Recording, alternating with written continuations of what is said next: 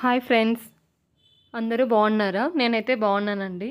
మా ఇంట్లో కేదారేశ్వర వ్రతం అని పండగ జరిగింది. నోముల పండగ అంటారు. అందుకోసమని అతిరాసాలు అంటే అమ్మవారికి ఇవి చాలా ఇష్టమని అందరూ చేస్తారు. ఇలా పాకం పట్టి ఇలా తట్టేసి ఒకదాని ఒక తర్వాత పెనంలో వేసి కాలుస్తారు.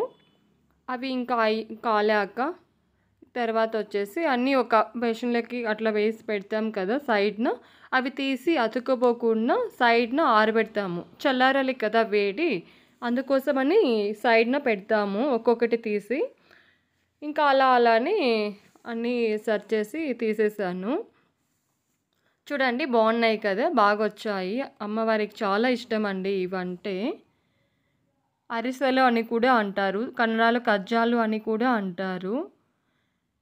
ఇంకా ఇలా పండుగ కావాల్సినవన్నీ తట్టెలో పెట్టుకునేసాను. అమ్మవారికి కావాల్సినవన్నీ పెట్టుకున్నాక ఇంకా అమ్మవారి టెంపుల్కి అయితే వెళ్ళామండి. అంటే శివాలయంకి వెళ్ళాము. అక్కడ అమ్మవారిని రెడీ చేశారు.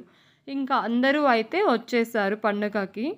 నోముకోవాలి కదా. ఇంకా అమ్మవారి ఇక్కడే అండి, గౌరమ్మ తల్లి. అమ్మవారిని చక్కగా రెడీ చేశారు కదా. ఇంకా నేనైతే ఆ రోజు కథ చదివానండి. కేదారేశ్వర వ్రతం అని కథ చదివితే పండుగ అయినట్టు నేనే చదివాను. ఇంకా ఇవన్నీ పండుగ కావాల్సినవన్నీ అండి తట్టులో పెట్టాం. చూడండి, అమ్మవారికి కావాల్సినవన్నీ.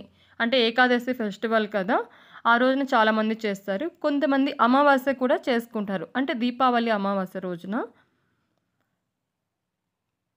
చూడండి, అమ్మవారు అండి